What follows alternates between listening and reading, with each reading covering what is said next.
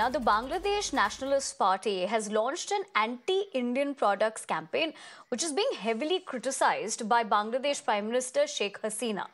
Known for having good ties with New Delhi, Sheikh Hasina launched a scathing attack at the opposition BNP, saying that if they were truly committed to the boycott, then they would burn their wives' Indian saris. But it doesn't end there. She also asked if they could do without Indian spices. Listen in. আমার প্রশ্ন যে নেতারা এখন বলছেন ভারতীয় পণ্য বর্জন করেন তাদের বউদের কয়খানা ভারতীয় শাড়ি আছে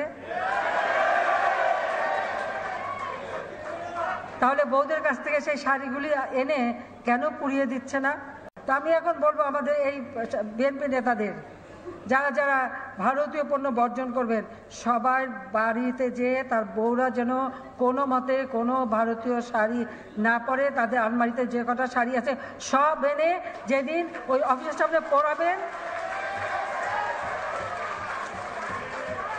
সেই দিন বিশ্বাস করব যে আপনারা সত্যিকার ভারতীয় পণ্য বর্জন করলেন।